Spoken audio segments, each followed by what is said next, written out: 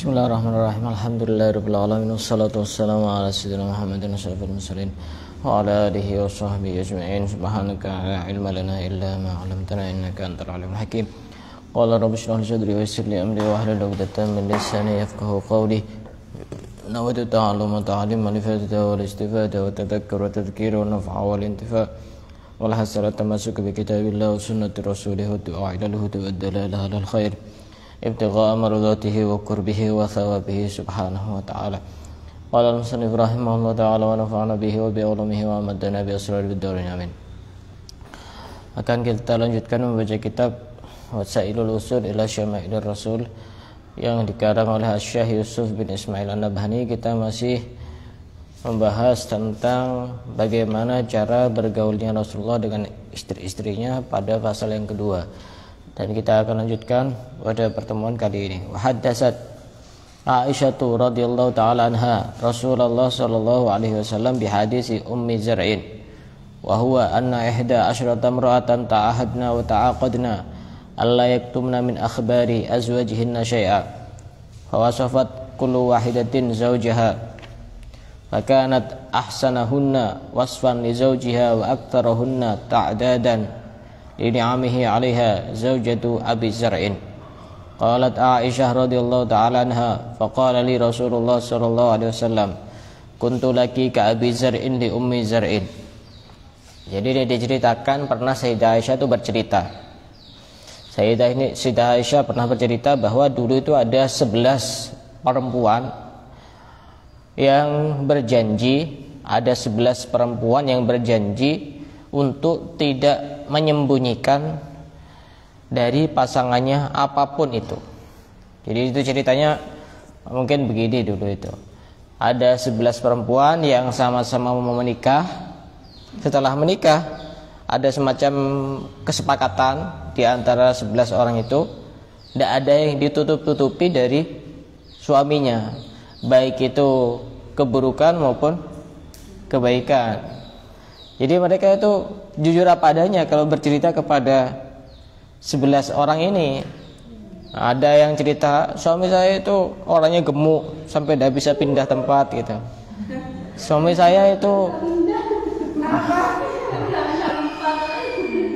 ada yang cerita juga suami saya itu terlalu tinggi. Ada yang cerita suami saya itu kalau masuk kayak macan. Ada yang cerita juga suami saya itu kalau makan kayak orang mau perang gitu. Kalau mau makan gitu. Intinya semuanya tidak ada yang ditutup-tutupi. Kecuali ada satu orang. Satu orang ini namanya Ummu Zar'in. Ibunya Zar'in. Berarti suaminya namanya Abu Zar'in. Apa satu orang ini? Ternyata Abu Zar'in ini semuanya baik. Yang buruk itu cuma satu. Yang buruk itu cuma Abu Zar ini menceraikan Ummu Zar'in karena tergoda, terikat hatinya dengan seorang janda beranak dua. Tapi semuanya baik. Bahkan ketika Abu Zar ini sudah menikah lagi, itu masih diperhatikan hak-haknya mantan istrinya dan juga anak-anak itu masih diperhatikan. Cuma itu saja, hanya pernah menceraikan itu saja. Yang lainnya semuanya baik. Orangnya itu perhatian, sabar, pemaaf, humoris. Cuma itu saja. Itu yang lainnya buruk-buruk semua yang diceritakan itu. Ada yang bilang suami saya itu kayak tiang yang lagi ditancapkan itu. Ada yang juga yang berkomentar suami saya itu kayak kelinci gesit.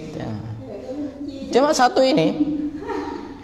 Kemudian Rasulullah ini berkata kepada Aisyah setelah Aisyah bercerita. Jadi Rasulullah itu berkomentar setelah Sayyidah Aisyah selesai bercerita.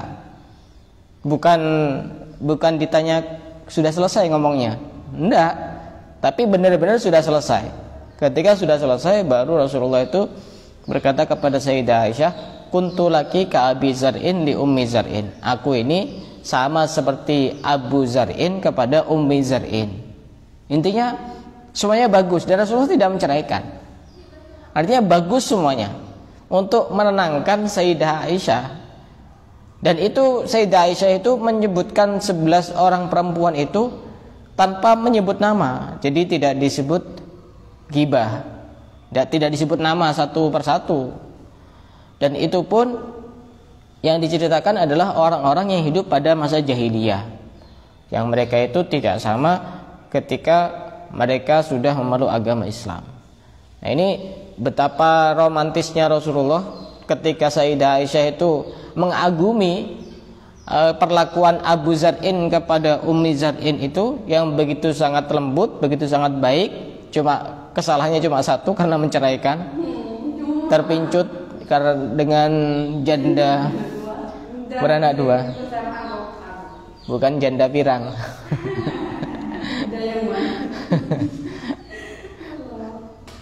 Kalau itu judul lagu itu. Jadi begitu Rasulullah itu begitu tidak ingin perasaan istrinya itu tersakiti gara-gara cerita itu. Kemudian wa kana sallallahu alaihi wasallam yusarribu ila Aisyah radhiyallahu taala anha banatil ansor yal'abna maha. Rasulullah itu kalau kepada Sayyidah Aisyah ini kan dinikahi usia 6 tahun dan dikumpuli usia 9 tahun. Kan masih belum dewasa. Jadi Rasulullah itu kadang-kadang membiarkan Sayyidah Aisyah itu main-main dengan anak-anaknya, anak-anak perempuannya sahabat Ansar.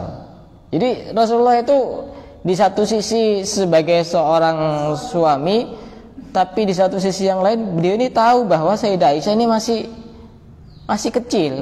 Jadi dibiarkan main-main itu sama anak perempuannya sahabat-sahabat Ansar. Jadi tahu situasi dan kondisi. Jadi istri yang sangat manja itu ya Sayyidah Aisyah, dan paling muda karena memang dinikahi pada usia 6 tahun dan dikumpuli pada saat usia 9 tahun. Wa kana sallallahu alaihi wasallam yurihal habasyah wa hum yal'abuna fil masjid wa hiya muttaqiyatun ala mankibih. Ini kita juga bisa ngambil cerita bahwa pernah Rasulullah itu memperlihatkan Sayyidah Aisyah di masjid. Memperlihatkan apa? Memperlihatkan ada orang Habasyah. Orang Habasyah itu orang-orang Ethiopia, orang yang berkulit hitam. Itu lagi main perang-perangan di masjid. Dan Sayyidah Aisyah itu disuruh ngelihat sambil nyandar di pundaknya Rasulullah. Suruh ngelihat. Lihat terus itu.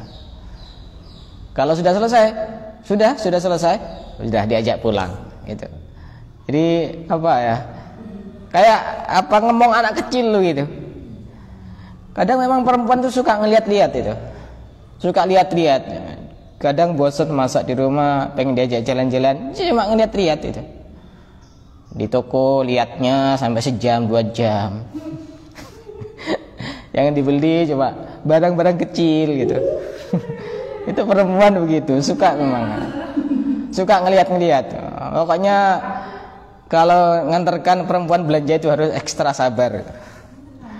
Janjinya sebentar, ternyata 1 jam 2 jam. Oh, tidak sadar ya. Jadi dia itu lagi apa ya? Lagi kayak terhipnotis sama toko-toko itu, sama barang-barang itu.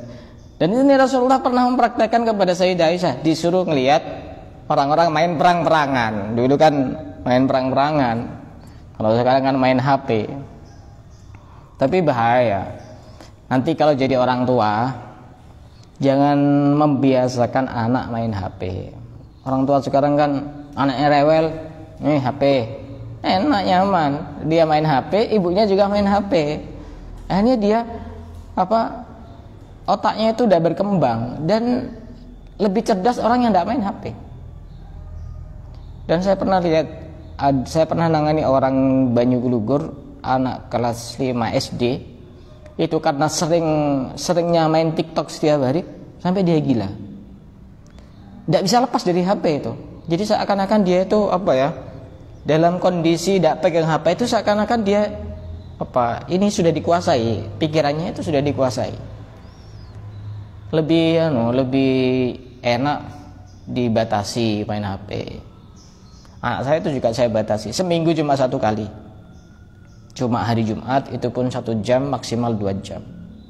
Dalam kondisi-kondisi tertentu ketika bepergian perjalanan dan dia bosan, capek, terlalu lama di mobil, yaitu cuma darurat saja, kan tidak tiap hari saya bepergian.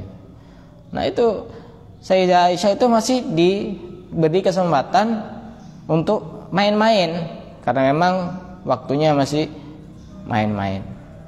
Wa an Anas radhiyallahu taala anhu annahum kanu yawman inda Rasulillah sallallahu alaihi wasallam fi baiti Aisyah radhiyallahu taala anha id utiya bi sahfati khubzin wa lahmin min baiti Ummi Salamah.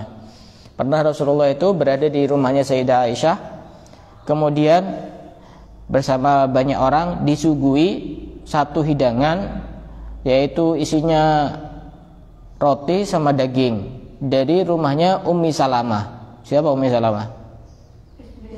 Istrinya juga. Diletakkan di hadapan Rasulullah. Kemudian Rasulullah memerintahkan kepada orang-orang yang ada di situ, ayo kita makan. Kemudian Rasulullah juga meletakkan tangannya di atas wadah itu. Waktu itu Sayyidah Aisyah itu makan, dan juga Sayyidah Aisyah itu buat makanan yang disegerakan, cepat-cepat buat makanan. Dan Sayyidah Aisyah itu ngelihat orang-orang ini kok makan pakai hidangannya Ummi Salamah, yang sama-sama istri ini. Kemudian setelah selesai makan, kemudian Sayyidah Aisyah ini meletakkan masakannya sendiri di situ di hadapan Rasulullah bersama banyak orang di situ. Kemudian diangkatlah itu hidangan yang dari Ummi Salamah, wadahnya diangkat, kemudian dibanting sama Sayyidah Aisyah. Nah, ini dibanting wadahnya, itu sudah ada makanannya. Kemudian Rasulullah itu tidak emosi, tidak apa. Ayo kulu bismillah, ayo makan dengan baca bismillah. Gharat ummukum, ibu kalian itu lagi cemburu itu. Dan Rasulullah tidak marah sama sekali, sambil bilang ayo kita semuanya makan sambil baca bismillah. Setelah itu wadah yang dari Sayyidah Aisyah ini dibawa oleh Rasulullah dan dikasihkan kepada Ummu Salamah, karena ini sudah dipecahkan sama Sayyidah Aisyah. Kalau anggap difilmkan itu kayaknya apa ya? Lucu, di samping itu juga apa ya? Lucunya itu apa? Marahnya itu marah-marah yang tidak sampai apa ya? Tidak sampai kayak apa? Ada kekerasan, ada pukulan, ada hinaan dan sebagainya. Santai Rasulullah itu. Kalau urusan pribadi Rasulullah itu suka memaafkan. Tapi kalau urusan itu hak-haknya Allah yang dilanggar, yang dirusak, tidak ada yang berani untuk melawan Rasulullah. Setelah itu Rasulullah berkata, ta'amun makana ta'am. Ini makanan diganti makanan. Wa ina'un makana ina'in. Ini wadah diganti dengan wadah. Jadi wadahnya Sayyidah Aisyah diambil dan dikasihkan kepada Ummu Salamah radhiyallahu taala anha. Dan itu pernah terjadi juga di kesempatan-kesempatan yang lain. Dipecahkan. Ya memang seperti itu. Perempuan itu ya harus punya rasa cemburu. Dan itu wajar-wajar saja. Asal tidak berlebihan. Kemarin kan di kitab apa itu? Ada cemburu itu yang bagus, ada cemburu yang tidak bagus. Cemburu yang bagus itu adalah cemburu yang memang ada indikasi mencurigakan. Cemburu yang tidak bagus, cemburu yang tidak ada indikasi mencurigakan. Misalnya punya suami, seorang ustadz, seorang kiai, mau ngisi pengajian, terus pulang-pulang, kok lama ngisi pengajian misalnya? Kemana saja di sana? Padahal benar-benar ngisi pengajian. Itu kok jamaahnya banyak yang perempuan gitu. Padahal ngisi pengajian. Itu tidak ada indikasi mencurigakan, seperti itu cemburu yang tidak bagus. Itu. Kecuali cemburu-cemburu yang ada indikasi tidak bagus, misalnya di warung, misalnya sendirian, nongkrong, tidak jelas. Terus di sana juga ada perempuan-perempuan. Nah, itu mencurigakan kalau begitu. Tidak apa-apa cemburu begitu, tidak apa-apa. Wa an Aisyah radhiyallahu taala anha, ataitun Nabiyya sallallahu alaihi wasallam bi khaziratin tabakhtuha lahu wa qultu li Saudata wan Nabiyyu sallallahu alaihi wasallam baini wa bainaha fa qultu laha kuli fa abad. Jadi pernah suatu hari Sayyidah Aisyah itu menyiapkan makanan. Makanan itu isinya daging yang dipotong kecil-kecil, kemudian dikasih kuah yang cukup banyak dan dikasih semacam adonan tepung begitu. Jadi semacam kayak bubur gitu. Semacam kayak bubur, ada kuahnya, ada dagingnya kecil-kecil. Ya semacam bubur ayam begitulah. Kayak ada nasinya itu. Tahu ya bubur ayam ya? Nah, waktu itu Rasulullah bersama dua orang, Sayyidah Saudah dan Sayyidah Aisyah. Lagi bersama. Ini Sayyidah Aisyah, ini Rasulullah, ini Sayyidah Saudah. Siapa Sayyidah Saudah? Istrinya juga. Yang buat masakan itu Sayyidah Aisyah. Kemudian Sayyidah Aisyah ini bilang kepada Sayyidah Saudah, ini makan. Kemudian Sayyidah Saudah tidak mau. Makan. Tidak mau, disuruh makan itu. Akhirnya apa? Kesel Sayyidah Aisyah ini. Makanan itu tangannya dimasukkan, dianukan ke wajahnya. Nah, kepada Sayyidah Saudah dikotori pakai makanan itu. Kemudian fadhahika Rasulullah sallallahu alaihi wasallam. Rasulullah itu senyum. Tidak kemudian Sayyidah Aisyah dia marahi karena apa? Maksa. Tidak kemudian Sayyidah Saudah ini dimarahi karena menolak. Rasulullah cuma tersenyum. Betapa lembutnya hatinya Rasulullah itu, tidak membela ini dan ini. Coba kalau misalkan ngomong, kamu ini kok maksa, kamu tidak mau kok disuruh makan. Berarti kan akhirnya bela ini. Kalau misalkan ini yang dimarahi, kamu itu dikasih kok tidak mau makan, akhirnya bela ya apa ya? Bela Tapi Rasulullah tidak begitu. Cuma beliau tersenyum sallallahu alaihi wasallam.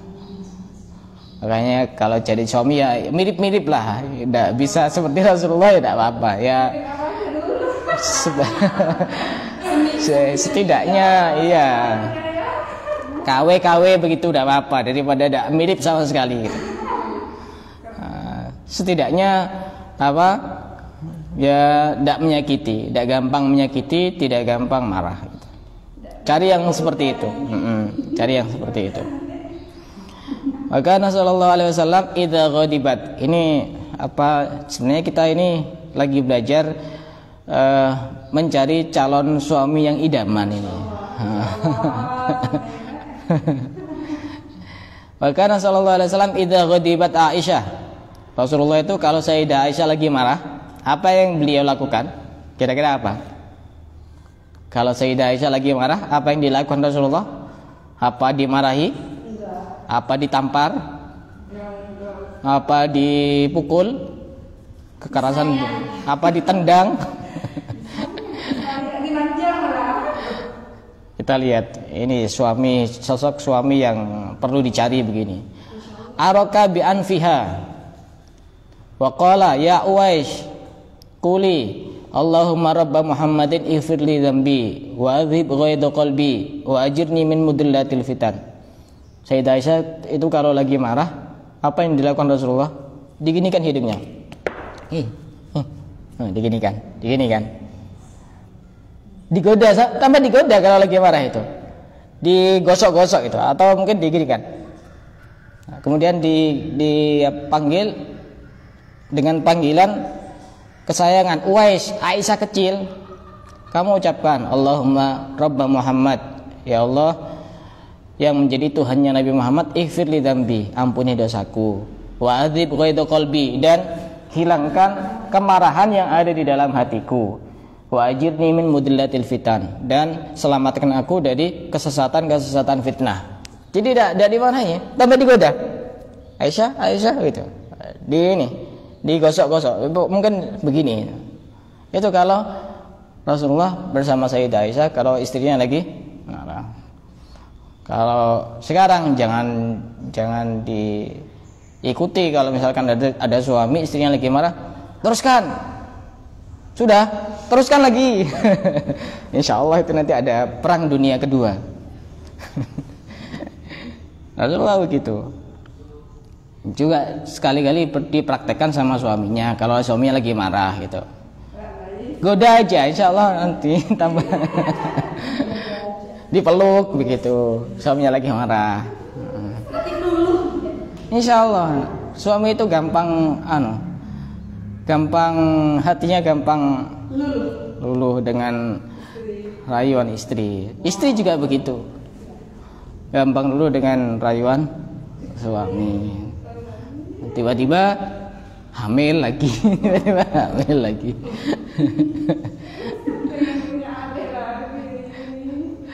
Wakana sallallahu alaihi wasallam idza utiya bihadiyatin. Ini betapa setianya Rasulullah kepada Sayyidah Khadijah. Rasulullah itu ketika dikasih hadiah, kemudian ngutus kepada salah seorang utusan untuk dikasihkan kepada Fulanah. Fulanah itu yang menjadi sahabat akrabnya Sayyidah Khadijah. Jadi Rasulullah itu walaupun istrinya sudah wafat, kalau beliau punya makanan atau apa begitu dapat hadiah, ini kasihkan ke Fulanah, misalnya contohnya Diana gitu misalnya. Karena ini adalah temannya Khadijah dan dia mencintai Khadijah. Dan memang begitu, tugas orang yang hidup itu selalu menyambung apa-apa yang baik dari orang yang mati. Misalnya ada yang punya orang tua yang sudah meninggal, cari tahu ini teman akrabnya orang tua itu siapa. Kalau lagi punya makanan, antar itu ke sana. Itu bagian dari berbakti kepada orang tua. Dia biasanya punya kebiasaan apa yang baik, itu lakukan. Karena berbakti kepada kedua orang tua itu bukan cuma terbatas ketika orang tua masih hidup, bahkan ketika sudah wafat pun itu tetap ada itu. Mencintai seseorang itu juga pasti mencintai apa-apa yang berhubungan dengan orang yang dicintai. Sama seperti Rasulullah punya hadiah, suruh ngantarkan kepada temannya Sayyidah Khadijah. Alasannya karena dia temannya, yang kedua dia mencintai Sayyidah Khadijah. Itu betapa Rasulullah itu perhatian kepada Sayyidah Khadijah. Dan Sayyidah Khadijah ini istri yang pertama dan istri yang tidak pernah diduakan. Jadi Sayyidah Khadijah itu menjadi istrinya Rasulullah sampai beliau wafat dan Rasulullah belum pernah menikah lagi. Jadi ini istri satu-satunya yang tidak pernah dimadu itu Sayyidah Khadijah. Baru setelah itu menikah dan kemudian berpoligami itu. Tapi Sayyidah Khadijah tidak pernah diduakan. Dan Sayyidah Khadijah dinikahi Rasulullah waktu dalam keadaan sudah menjanda. Rasulullah umurnya masih sangat muda, 25, sedangkan Sayyidah Khadijah umur 40. Jadi juga tidak benar kalau ada alasan orang berpoligami niru Rasulullah. Kalau niru Rasulullah, pertama kali nikah cari orang yang usia 40. Itu benar-benar niru Rasulullah itu. Satu contoh yang saya tahu itu Habib Umar yang gambarnya ada di sini. Nah, itu beliau pertama kali menikah kepada janda, bukan kepada orang yang perawan. Kepada perempuan perawan bukan, kepada janda yang lebih tua. Itu benar-benar pengen niru kalau begitu. Kalau niru dari segi jumlahnya saja, tapi dari awal tidak niru ya masih perlu untuk dipertanyakan. Ya walaupun kita tidak tahu niat dan tujuan hatinya seseorang. Dan memang tujuannya adalah tujuan-tujuan yang baik. Rasulullah menikah dengan beberapa dan semuanya itu adalah murni ilham perintah dari Allah. Saking setianya Rasulullah kepada Sayyidah Khadijah sampai Sayyidah Aisyah ini pernah berkata, maghirtu alam ra'atin maghirtu ala Khadijah radhiyallahu ta'ala anha lima kuntu asma'uhu yadhkuruha. Aku ini tidak pernah cemburu melebihi cemburuku kepada Sayyidah Khadijah, kata Sayyidah Aisyah itu. Kenapa? Sering aku mendengar Rasulullah bercerita, sering aku mendengarkan Rasulullah itu menceritakan kebaikan Sayyidah Khadijah. Khadijah itu perempuan yang hebat. Pada saat orang-orang memusuhi aku, dia termasuk orang yang membela aku. Pada saat semua orang tidak ingin membantu dengan hartanya, Sayyidah Khadijah itu menyerahkan, memasrahkan semua hartanya untukku, untuk berjuang di jalan Allah. Sampai Sayyidah Aisyah itu cemburu, padahal Sayyidah Khadijah sudah meninggal, sudah wafat. Sayyidah Aisyah itu sampai cemburu. Dan memang Sayyidah Khadijah itu tipe istri yang sangat setia. Bahkan menjelang wafatnya Sayyidah Khadijah itu, beliau sampai pesan kepada Rasulullah, wahai Rasulullah, setelah ini aku tidak bisa bantu lagi perjuanganmu. Kalau kamu butuh harta, nanti kalau aku sudah dikubur dan tulang-tulang ini sudah menjadi tulang belulang, kalau perlu kamu jual-jual untuk membantu perjuangan dakwahmu, dakwah kepada Allah. Itu begitu setianya. Sampai ketika wafat pun kalau perlu dijual-jual. Itu setia betul Sayyidah Khadijah itu. Wa in kana la yadhbahu syata fayuhdiha ila khalailiha. Kadang-kadang Rasulullah itu kalau nyembelih kambing itu juga dikasihkan kepada teman-temannya Sayyidah Khadijah. Pernah juga Rasulullah itu kedatangan tamu, tidak lain adalah saudari perempuannya Sayyidah Khadijah. Diizinkan dan Rasulullah sangat senang. Dan Rasulullah berkata, innaha kanat ta'tina ayyama Khadijah. Seakan-akan beliau itu ngerasa ini seakan-akan hidup pada masa Sayyidah Khadijah. Karena dulu waktu Sayyidah Khadijah masih hidup, ini saudarinya juga pernah ke sini. Jadi merasakan hal yang sama, begitu sangat gembira. Rasulullah ketika ada kedatangan siapa saja yang berhubungan dengan Sayyidah Khadijah, termasuk ini saudari perempuannya ini. Wa inna husnal ahdi minal iman. Karena sesungguhnya memperlakukan orang dengan baik itu adalah bagian dari iman. Qala al-Qustullani wa hakadza kanat ahwaluhu. Beginilah keadaan Rasulullah bersama istri-istrinya, ma'azwajihi. La ya'khudu 'alaihinna wa ya'diruhunna. Rasulullah tidak pernah nyiksa, tidak pernah melakukan kekerasan, tidak pernah mencela, tidak pernah menghina. Jangan sampai begitu. Karena laki-laki itu kalau sudah keluar kata-kata itu bahaya. Apalagi sampai keluar kata-kata talak. Talak itu mau dia dalam keadaan emosi atau dia bergurau, sama-sama jatuh talak. Jangan main-main, kayak ada mainan lain aja. Misal contoh begini. Misal ada seorang fulan, kalau dulu ulama-ulama itu tidak berani mencontohkan dirinya sendiri, itu tidak berani dicontohkan orang lain, khawatir jatuh. Jadi kalau urusan talak itu contohkan orang lain saja. Misalnya ada fulan punya istri fulanah. Fulan ini bilang, kamu saya ceraikan 3 kali. Setelah itu dia bilang, tapi bohong. Ini berarti kan apa? Bercanda. Seperti itu jatuh begitu. Tidak bisa main-main sama talak. Mau dia bercanda, mau dia emosi, mau dia lagi marah-marah, jangan main-main kata talak, jangan. Karena itu bisa jatuh. Kalau sudah jatuh, tetap kumpul, tidur bareng, sudah tidak sah statusnya sebagai suami istri. Makanya jangan main-main urusan itu. Mending cari kata-kata lain yang tidak ada hubungannya dengan talak. Walaupun kasar, ya walaupun seandainya tidak diucapkan lebih bagus. Tapi kan orang itu kadang-kadang sudah dalam batas yang cukup cukup susah untuk ditahan untuk mengeluarkan kata-kata yang tidak bagus. Setidaknya jangan kata-kata tolak. Wa in aqama alaihinna qistasu adlin aqamahu min ghairi qalakin. Rasulullah itu orang yang bersikap adil tanpa pandang bulu, dan beliau tidak pernah marah kepada istri-istrinya, wala ghadabin, tidak pernah sama sekali. Berarti nanti kalau mau cari suami itu yang jangan gampang marah. Kalau marah itu biasa, setidaknya kalau marah dia cepat reda kemarahannya. Nah, nanti hidupnya itu, tapi tidak mungkin. Makanya sebuah hubungan rumah tangga itu tidak mungkin cari yang sama-sama baik. Kalau misalkan istrinya solehah, suaminya soleh, sama-sama sabar, nanti bagaimana kita belajar kesabaran, bagaimana kita belajar arti tanggung jawab, bagaimana cara belajar kita menghadapi ujian, sama-sama sabarnya. Jadi pahalanya itu tambah sedikit.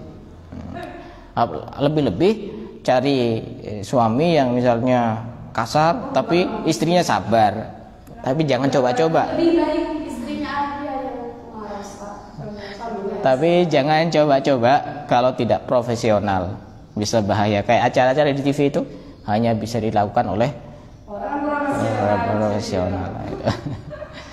Wabil jumlah, kesimpulannya kata pengarang kitab ini, faman ta'ammala siratahu, maka barang siapa yang mengangan-angan kehidupan sehari-hari Rasulullah, ma'ahdihi, bersama keluarganya, bersama istri-istrinya, wa ashabihi, dan sahabat-sahabatnya, wa ghairihim, dan lainnya, minal fuqara, dari orang-orang fakir, wal aitam, dan anak-anak yatim, wal aramili, dan janda-janda, wal adhiyafi, dan tamu-tamu, wal masakini, dan orang miskin. Jadi jangan gampang menggunakan istilah masakini, karena masakini versi bahasa Arab artinya orang-orang miskin. Kan iya, masakin itu jama' apa namanya? Hah?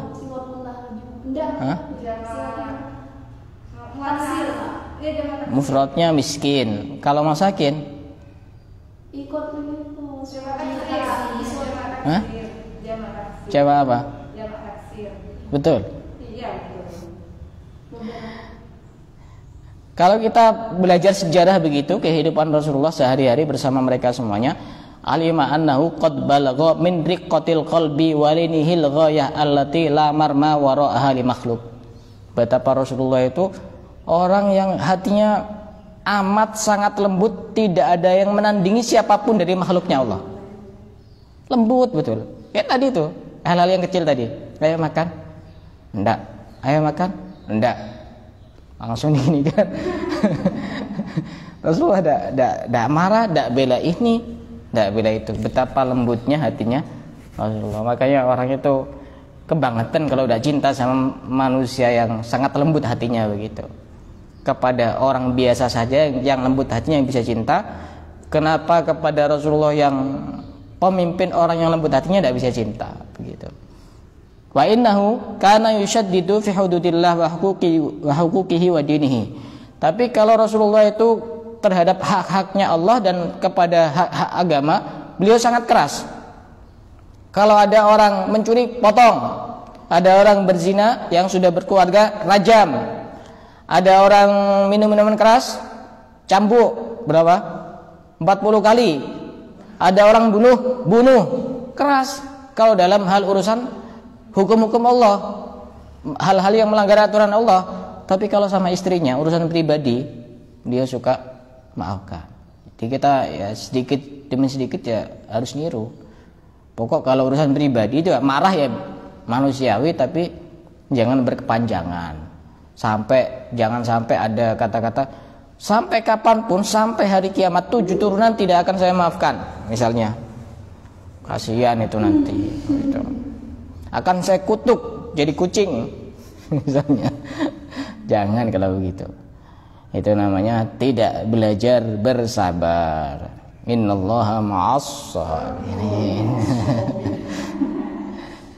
Dan insyaallah kita lanjutkan nanti pasal yang ketiga tentang sifat amanahnya Rasul, insyaallah pada hari Senin yang akan datang. Karena Ini saya liburkan 1 minggu dari besok Selasa, Rabu, Kamis, Jumat, Sabtu, Ahad, Senin masuk lagi.